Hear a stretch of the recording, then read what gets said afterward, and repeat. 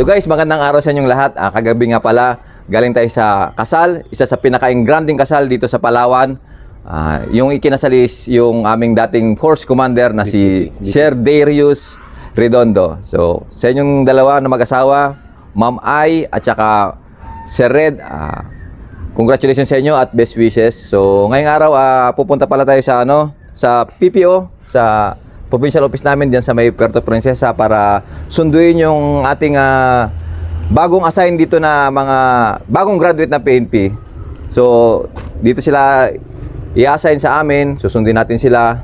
Magkakaroon kasi ng turnover ceremony tapos kami ang tatanggap sa kanila, ganun kasi yun. So atin tayo ngayon, tayo yung napag-utusan ng ating force commander na umatin sa turnover ceremony kasi si Sir is pumunta yata ng Mindoro, no? Yes, sir. Para sa naman yon, retirement naman ng aming regional director. So samahan nyo kami, medyo malayo rin ng biyahe. You know the drill. Ang daw biyahe doon is 1.5 hour. Saktong saktong takbo lang. Pag binilisan mo, mga 1 oras lang. Pero kung mga saktong takbo lang, mga 1 oras kalahati. So guys, samahan nyo kami. Medyo marami-rami yun. Pawasan, magano kayo? Mag-construction kayo mamaya? Mag-construction kayo doon? Saan ba sila pumunta? Ha? Oo. Kung wala namang gagawin, sir. Sige, mag-ano kayo? Just maglinis kayo ng dito, kampo. Yung magwalis ba? No? Abang wala pa. Okay. Asan ba sila? Sa nutrition, kick-off ceremony? Sige. Kick-off ceremony ng nutrition month, di ba? Yes, sir. Nandun sila yung mga ibang tropa kasi pumunta sa kick-off ceremony ng nutrition month diyan sa LGU Nara. So tara. Ha? 11 sila lahat, sir. 11 lang, di ba? Sabi 12. 11 lang po. Isang babae, 10 lalaki. Ah, ganun? May program pa ba? Dito, sir. Meron pang program? Pa po. Ongoing pa? Ba't ako tatanggap? Hindi, nandiyan si Sergeant Rum, sir. Sir. So, yun guys. Umpisa na parang natin ng turnover ceremony. Dumating kami sa venue ng turnover ceremony. Isang espesyal na araw para sa mga bagong graduate ng PNP. Makikita mo ang excitement sa bawat isa dahil ito ang una nilang deployment sa pagiging pulis. Kasama rin sa pagtitipon ang mga chief ng bawat office ng Palawan PPO. Bilang pagsuporta sa mga bagong pulis na ma-assign dito, nagbigay ng maikling mensahe si Police Lieutenant Colonel June Rian, ang aming Deputy Director for Administration. Ang kanyang mga salita ay nagsilbing inspirasyon at paalala sa mga bagong miyembro ng kapulisan na manatiling tapat, disiplinado, handang matuto at magsakripisyo para sa kapakanan ng mamamayan. Idagdag pa ang huwag kang makontento kung nasaan ka ngayon. Dapat mag-set ka ng plano para sa karir mo, para lagi kang ganado magtrabaho. Sir, napunta sila sa medical, to? Sa medical? Yes, sir. Sige, banat. Wala mo may sakit dyan, di ba? Pinapaano sila, sir, ng... Yung mga taga-first, kita ko sa mga gamit, paano lang sa design ng hintay. Sige. Babae na una ka na din. Sir, kasya na sila dyan, sir, mo lahat? Ha? Kasya na sila lahat. Kasya na sila dyan. Imposible hindi kasya yan. Meron pa pala sa loob, pwedeng apat. Meron sa loob dyan. Meron pang ilalagay Para dyan. hindi na ako magtawag ng van. Hindi na. Pag hindi kasya, yung gamit lang kung ano. O, tingnan pag kasya. Di ba? Ako payat pa kayo. Ay, ibaban to. Ibaban, sobrang dami ng gamit. Iba na lang. Yung ban lang ang tapos yung tao, yun na para bawas sa, di ba? So, siguro yung gamit nila, diretso na ng Espanyola. Oo, sir. Para doon sa salutuin na lang. Oo. Para yung tao dito lang. At least hindi magastos, di ba? Tama? Kasi pindong pa doon. Kasi sayang din naman pamasahe yun men, no? Kasi 300, di ba? Sayang din naman. Lalaki pala ng gamit, oh. Gamit pa lang, sakto na. Kaya ito po, Kaya nga. Ilagay nyo muna dyan, mamaya nyo na ayusin.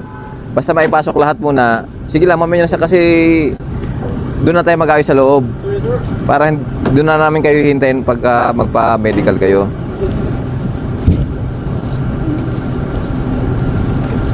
Wala na? Patong nyo rin sa upuan, dito sa upuan, yan o. O, patong nyo dyan. Yung mga bag na ano, yan. Mga bag. Ingatan nyo baka mabutas yung ating upuan ha. Sir. Yan, patong mo na yung patong dyan. Yan.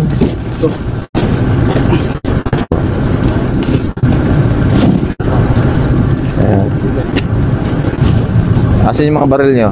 Yan. Wala kayong baril doon sa bag nyo? Oo. Sakay na, Mans.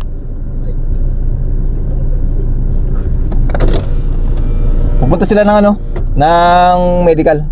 So guys, bago namin sila tanggapin ay kailangan muna nilang sumailalim sa medical examination. SOP kasi to, baka kasi may nangyari sa kanila sa loob ng training school at ang gaining unit pa ang masisi. Iniisip ko guys, kung paano magkakasya yung tropa. Ang daming gamit. Gamit pa lang, puno na agad. Eh meron pa silang sasakay dyan na, meron pa sasakay dyan na 11. Hindi magkakasya. So, ang gagawin natin siguro, mag-arkila tayo ng van para sa mga gamit. Tapos yung tao dito na sasakay kasi may mga baril. Okay? Wala namang mawawala na importanteng gamit yan. Mga uniform lang naman yan. So, hintayin natin sila dito. Tambay muna tayo at magkwentuhan kami ni Sergeant Joy, magbulahan. Ibig sabihin ni Sir Rian, kung may trabaho, huwag kang tumanggi sa trabaho. Ibig sabihin, pag-aralan mo siya.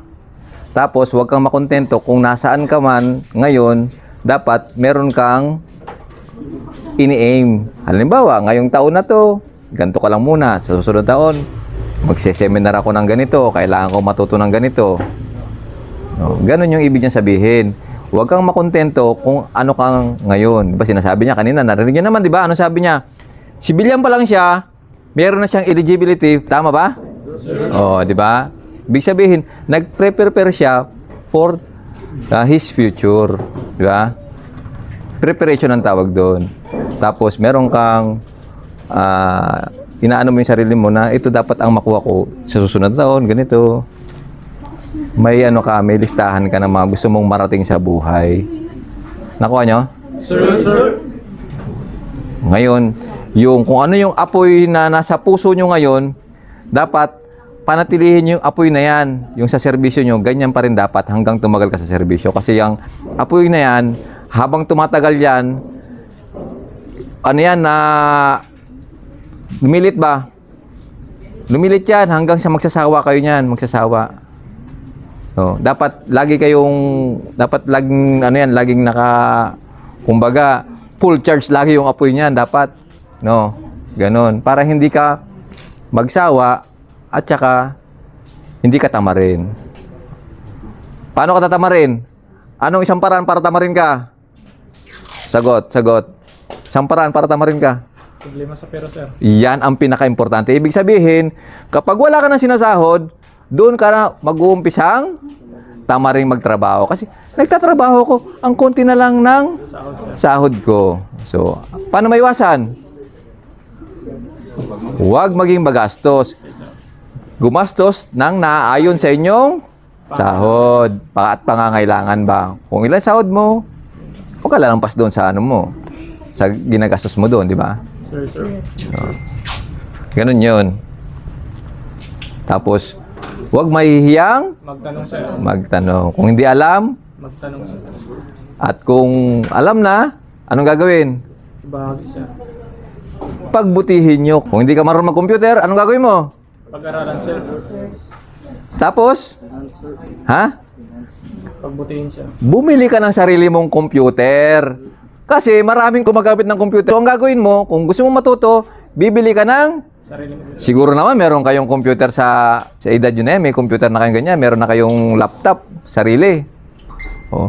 Dapat yun ang unang-unang in-invest nyo kasi more on computer ano na tayo ngayon, era na tayo ngayon. So, dapat lahat ng patungkol sa computer, Excel, Word, di ba? Tapos sa PowerPoint presentation, alam nyo dapat yan. Yan lang naman ang gagawin natin dyan eh. Word, Excel, tsaka PowerPoint presentation.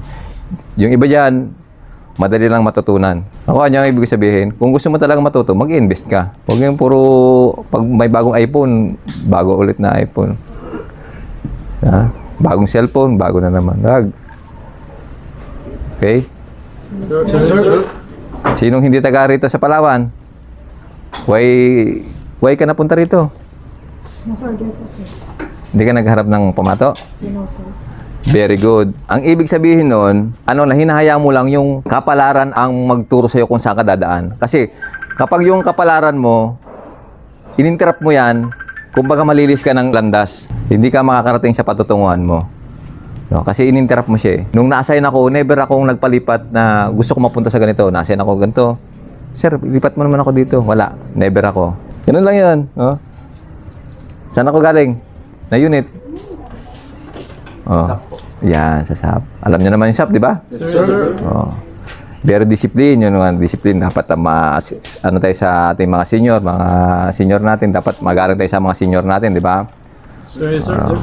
Kasi balang araw ay magiging senior rin kayo. Sabi nila, kung ano ang iyong ginagawa, yun din ang babalik sa'yo, di ba? Kung anong basura yung tinapon mo, babalik din sa'yo. Ganun yun, no? Yun lang ma-advise ko sa inyo, no? Kailangan laging yung apoy sa puso nyo ng pagsiservisyo nandun lagi. Lalong-lalo na nandito tayo sa PMFC. Ito yung PMFC, ito yung training ground. Training ground to, no? Kung wala kang ginagawa, maghanap kayo ng gagawin nyo. Matagal akong lumaki sa mobile force, pero hindi ko pinabayaan yung sarili ko regarding sa mga admin matter, operational matter, ganyan. Bago ka maging full-fledged na police sa amin sa SAP, 2 years. Dito, 1 year lang. Sa amin, 2 years.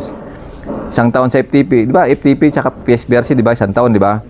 Plus, yung bisok, di ba? Sa amin kasi isang taong PSBRC, FTP, tapos isang taon sa komando. So, 2 taon siya. Bago ka maging full-fledged na SAP trooper. Pero nga kahirap doon. Pagod na? Sir. Naniwala ba kayo na may tumayo ng matagal na na-promote ng tenyente? From PO1 naging tenyente? Naniwala kayo doon? Sinakalam. Sa pagtayo lang na-promote ng pagiging tenyente. Alam niyo ba yan? Ha? Baka sabihin niya, sir, lolo ko naman to si sir. Tumayo lang. Naging tenyente na agad. Totoo yun. Meron siyang PO1 na tumayo sa tabi ng bangkay ni former President Cory Aquino. Late President Cory Aquino. Tumayo sa gilid niya. Paano na-promote? Paano na-promote? Di ba? Na-promote siya ng pa-PO2. So, ang requirements para mag-lateral is PO2. O di nag-lateral siya, PO2 siya nun. Na-promote siya ng inspector o tenyente na akong tawagin ngayon. Eh kung hindi siya na-promote nung that time, spot promotion, hindi siya makakapag-lateral kasi P1 lang siya. Yeah. O ngayon, ano na siya siguro, nasa major na siguro siya ngayon. Or pa-kernel na tayo pa. Tumayo lang yun. Pagod na ba? Sir. Ang gawin pala natin sa sa gamit natin, sana si Tintin. Ano tayo? Kuha tayo ng van para doon natin isakay yung natin, yung gamit natin. Tapos yung iba rito, diyan tayo sasakay sa patrol. Para maganda naman yung unang deployment nyo, patrol kayo nakasakay, di ba? Kasi kung sa van kayo nakasakay, unang deployment nyo, van agad, parang pangit naman, di ba? Parang ganito pala yung pulis, walang sasakyan, di ba? Doon tayo sa sasakyan, may patrol naman tayo. Ang problema kasi, lang kasi yun, personnel lang kasi yung sasakay natin sa patrol natin. At least, unang deployment nyo, nakasakay kayo sa patrol, di ba? Memorable yan. Ako, unang deployment ko, patrol din sinakyan namin. Barko, patrol, ganyan. Truck. Dami namin sinakyan bago makarating kami ng unang deployment namin. Tanong nyo, sir, saan yun, sir? Saan? Tanong, saan? Yan. Sa Mindanao, siyempre. Saan sa Mindanao, sir? Saan po sa Mindanao, sir? Yan. Una-una, Davao. Tapos, hindi pa meron na agad bakbakan, papunta naman ng Kidapawan. Pagdating Kidapawan, unang sabak, ambush agad. Di pa nakarating ng kampo, ganun, katindi nung araw. Pero ngayon, tsambahan lang yung mga ganung pagkakataon. Hindi naman nakakatakot sa Mindanao. Sabi nila nakakatakot sa Mindanao. Hindi nakakatakot.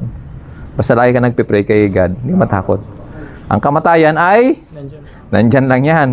Maaari kang mamatay mamaya, bukas, sa sunod na araw, di natin alam. Di natin hawak ang oras. Di ba sabi ko, kapalaran yan. Nasa kapalaran, nakasulat sa kapalaran yan. Kung mamamatay ka bukas, bakit di pa ngayon? Di ba? Joke lang, joke lang. Ganun yun, no? Huwag tayong matakot sa kamatayan. Oh. Kaya nga tayo naging pulis. Mga brave tayo eh. Di ba? Meron bang nagpulis na hindi brave? Wala naman, di ba? Brave tayo lahat. Hindi tayo coward ba? Yeah. Brave tayo. Pero gamitin natin ng utak. Yeah. Use your coconut. Yeah. Most of my time na nag-duty ako sa career ko, kumbaga yung assignment ko sa Mindanao. Tapos pagkatapos noon, instructor ako. Kaya marami akong nahawakan ng mga tao ba. Instructor ng komando, 3 komando ang nahawakan ko. Oh. Tapos naging BJMP rin ako. Alam niyo ba 'yan? Grabe naman si sir. Pulis na nag-BJMP. BJMP for 1 year sa NCRPO. Bantay kami ng 1 year ng mga nakulong sa Zamboanga. Yung mga nahuli sa Zamboanga Siege. Bantay kami diyan. Tapos nag-ano pa rin, anong tawag diyan? Ano ba yung kulungan pa? Muntinlupa, di ba? Nag-Muntinlupa rin ako for 6 months. Kami yung kauna-unahang pulis na ipinadala ni Chief PNP De La Rosa, Bato De La Rosa, sa Bureau of Correction sa Muntinlupa. Yun, tapos sumunod doon, tagahuli ng pulis. Alam niyo yan? Ha? Anong dating IMEG? Task Force pa lang dati yun, yung IMEG, Task Force pa lang yun. CITF, tagahuli ng pulis sa Calawag. Yung pera kasi, nandyan lang yung pera. Hindi mo natin kailangan ng masyadong maraming pera. Basta nakakabili tayo ng pangangailangan natin, nakakain tayo 3 beses ang araw, tapos nakakabili rin tayo ng mga gusto rin natin, pero hindi nga lang biglaan. But at least nakakabili tayo, di ba? Okay na yun. O, kung gusto nyo mas marami, magnegosyo kayo. Pero huwag nyo gawin negosyo yung pagiging pulis nyo. Marami na akong mga nakakilala na ganyan, na nung nagnegosyo ng illegal sa PNP, yumaman sila, pero katagalan, naubos din. Gusto nyo kumain muna? Yes, sir. Ha? Yes, sir. Yes, sir. Kain muna bago tayo alis. Yes, sir. Yes, sir. O, sige. Tama-tama, kain muna tayo, tapos tatawagin natin yung van. Habang hinintay natin, kakain muna tayo. Sir, yes, sir. So, okay na. Sige, kain tayo. Yes, sir. Sige. Ha? O, Marcher, ang gagawin? Sir, request permission to proceed, sir. Manat. Sige. Stop. Wala. Pakibaba yung gamit. Dito, para magpatawag tayo ng van. Dito nyo, no, baka umulan eh. Lagay nyo muna doon. Sa loob. Sino may sasakyan? Wala? Motor lang. Motor lang? Wala. Sige, kasi hindi talaga kakasya. Pwede siya sa ibabaw, kaso mabigat. Baka sumabog yung gulong natin. Lalaki oh, kita nyo naman oh. Bigat. May kandado pa no? Punta ka nyo ng van para pwede nang isakay yan. Habang kumakain tayo, pag dumating yung van, pwede na isakay. Sir, sir. Andito naman sila, sila sergeant mo. Yung babae sa harap. Jen, pakiboss Jen. Yan. Kasya? Doon sa kabila. Kasya? May... Ha? Sinong kulang? May isa pa, may isa pa. Yung medyo mataba-taba. Kasya yan, panglimahan yan. Yung matataba sa kaliwa. O, lahat ng matataba sa kaliwa. 4 na mataba sa kaliwa. Ikaw, ito, mataba. Ayan, mataba. Doon ka. Yan. Yung malalaki yung ano, yan. Diba? Oh, ganun yan. Diba? Ang tao parang puzzle din yan. Pag hindi magkasya, kayang pagkasyahin. Okay na? Sir, sir. Sige. Banat. Oh, kitang-kita nyo naman ha. Kasyang-kasya, di ba? Oh. 4 sa kaliwa, 5 sa kanan. Kaya kayo, ha, mag-diet kayo ha. Kayong 4 ha. Dapat yung bewang nyo, 28 lang. Kasi nung P1 ako, 28 lang yung bewang ko. Ha? Ngayong ano na ako, huwag ko na sabihin ko ng edad ko, ang bewang ko, 30 lang ha. Oh. Sige, tara. Sakay. Dad.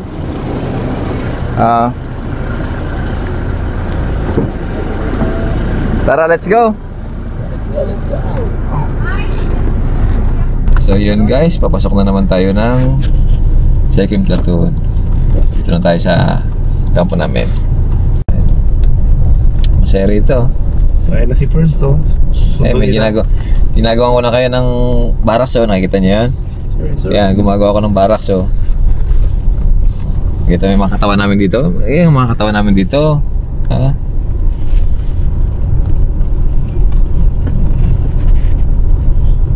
Yes, ito na, hinihintay na yung... Ayan na, hinihintay na sila ng pangalawang sasakyan nila. Anong tawag dyan? Direct flight? Ay, di! Connecting flight. Connecting flight, ayan. Hinihintay na sila na... magsusundo sa kanila. From here, susunduin naman sila papunta ng Hispaniola. Hanggang dito lang sila. Ito yung kanilang connecting flight. Yan. Ganda, di ba? Word! Ano na? Kayo lang? Dalawa? Yo. Apat kami, sir. Ba't apat kayo? Dapat ano lang kayo? Dalawa lang. Bakit, sir? Siyempre maraming tao yan. Paano sasakay yan? Ay, Yeah? kailangan namin 10 lang kasi, sir. Nalaman namin, uli nung kunsi pala. Ito nga. Kala 12 pa nga eh. Si Sergeant Garcia nga pala. Yan po. Ang first sergeant ng first platoon. Ano ba tayo? Oh, baba na! Ganda oh. Tapi no? Ito yung conquest to conquest. Diretso na ulit. Ha? Ano? Makabait niya. Yung maswerte yung mapupunta rito, maswerte. Jollibee. Yan. Masaya. Sa Espanyola, malungkot doon. Nag-2 taon ako doon, malungkot. 2 taon sa Espanyola, 1 taon sa Batarasa, 1 taon dito sa Nara. Ayan, napagawa ko ng barracks, oh. Kita nyo naman yung CR namin. Nakita nyo naman yung CR. Pag pumasok kayo sa CR dyan, para kayo nasa hotel. Ay, sinasabi ko sa inyo, para kayo nasa hotel. Ganito rin sa second platoon. Ihi mo na sila. Ihi mo na kayo doon. Sino ihi mo na. Para makita nyo yung... Pero doon kayo may sa luma ah. Pinapakita ko lang yung bago naming ano, CR. May bidet, may shower, puting-puti yung ano, yung tiles. Yan. Sige, ihi mo na. Diyan kayo sa kanan. Mang robo-robo. Sakto yan. Sakto yan, di ba kasi ano, wala nang gulong, di ba? Okay. Diyan ka na. Sa loob ka na. Sino napunta ng Balabak? Asa rin pa yung dito? Siya mo yung talaboy. Ha? Pogi mo na. Daniel Padilla. Ha? Daniel Padilla. Pogi mo na, boy. Ba't napunta ka na ng, ano, ng HQ? Di ba ano ka na? Sa Quezon ka? Ba't napunta ka ng HQ? Di ba SWAT ka? Swak. Sige, sir. Oo, ikaw pala driver? Sa hero na tayo. Yeah, kaya nga nag-SWAT eh. Ayoko nang humawak ng manibela. Gusto ko humawak ng baril. Port, para sa port.